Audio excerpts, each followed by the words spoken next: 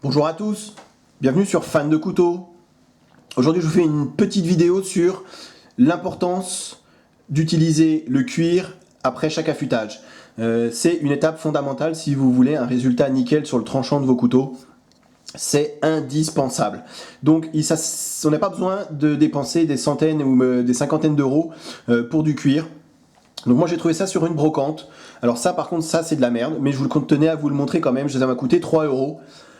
Ça c'est un cuir qui a énormément servi et qui est très abîmé. Donc je pense pas qu'on puisse avoir un résultat nickel. Donc j'ai essayé de le nettoyer mais on voit hein, il est taché, abîmé, il a dû énormément servir.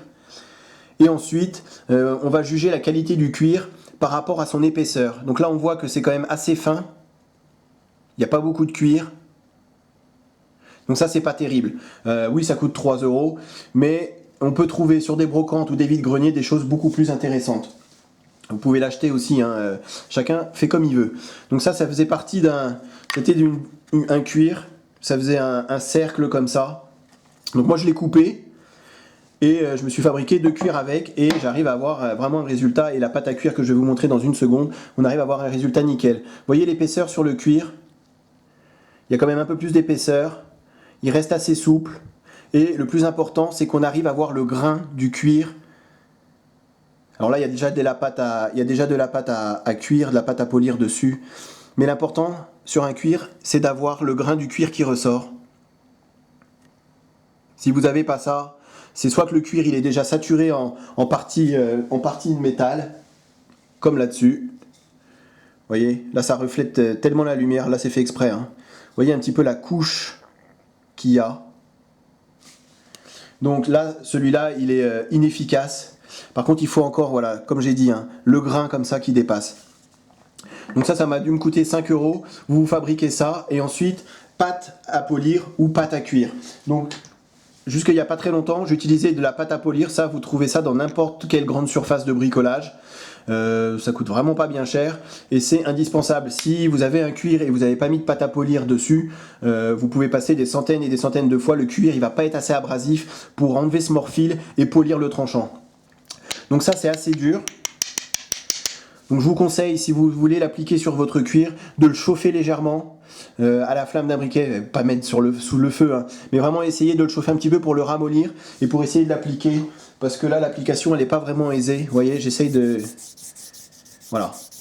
Donc là je l'applique, vous voyez ça laisse... Ça sert à rien de recouvrir votre cuir de pâte à polir. C'est pas le but. Il faut qu'on arrive à voir le grain du cuir une fois que vous avez passé votre pâte à cuire. Alors, je ne sais pas si j'ai été clair.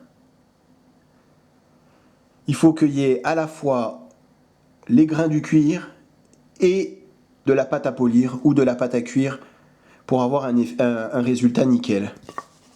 Donc ça c'est pas terrible. C'est moyen. Donc j'ai commandé. Donc ça c'est la pâte à cuire. C'est comme ça que ça s'appelle. Sur ce site internet, je vous montre. Alors ils me l'ont pas offert, hein. Je l'ai commandé et je l'ai reçu, il y avait cette petite carte de visite, donc je vous montre si ça vous intéresse. Très bon service. Ça doit coûter 5 euros, 6 euros de mémoire. Ça s'appelle donc pâte à cuire, non pas pâte à tarte. Puma, made in Germany. Et alors ça, c'est redoutable d'efficacité.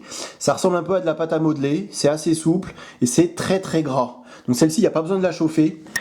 Je vous montre comment moi je l'applique.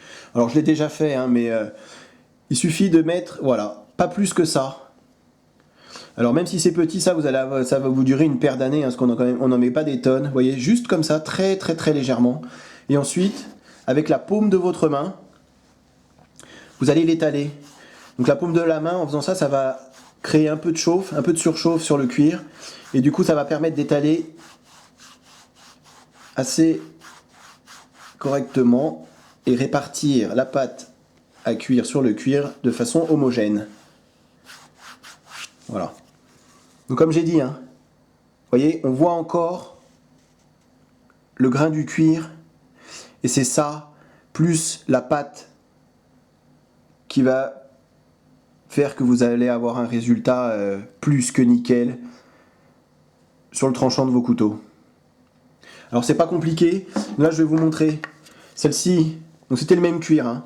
Celui-là vous voyez, je l'ai utilisé pas mal de fois, donc après il se dépose des parties métalliques à chaque passage, on le voit, hein. Donc ça c'est, je m'en suis pas servi, j'ai juste passé la pierre, la pâte à polir, hein, la pâte à cuire, celui-ci, mais on voit encore, vous voyez, un peu le grain du cuir. Maintenant ça commence à refléter la lumière. Celui-ci va falloir que je le nettoie dans pas trop longtemps. Voilà, c'était juste pour vous montrer ça. Ça sert à rien, encore une fois, de mettre 50 € dans du cuir. Faites une brocante, prenez une ceinture, système D. Franchement, ça fait vraiment, vraiment l'affaire. Le plus important pour moi, c'est ça. La pâte à cuire, c'est vraiment indispensable pour avoir un résultat nickel sur vos couteaux. Et je termine là-dessus. Quand on passe son couteau sur du cuir, on va dans le sens inverse. On passe pas comme ça, on va dans le sens inverse. Quand vous affûtez votre couteau sur le Sharpmaker, sur de la pierre céramique, pierre diamant, pierre à eau, vous allez en poussant. Sur le cuir, on va dans le sens inverse. On est vraiment là pour polir le tranchant. Et alors j'essaie de me rapprocher pour que vous entendiez, on sent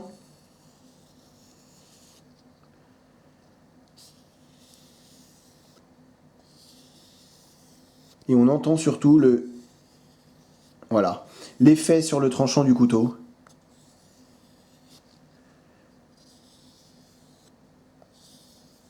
Alors là, le cuir, vous pouvez y aller, hein. Il y a, parfois en sortie, je sors une journée et je me suis pas servi beaucoup de mon couteau. Je l'affûte pas, je le passe directement au cuir en rentrant et j'arrive à retrouver un tranchant nickel. Parfois, juste le fait de faire ça, ça suffit à retrouver un tranchant nickel. Bon, vous aurez compris, on arrive vraiment, je vais essuyer la lame, vous connaissez tous un Opinel. Et vous voyez, on arrive à vraiment avoir un résultat miroir. J'espère que la vidéo vous a plu, que ça vous a été utile, et à très bientôt sur ma chaîne. Salut!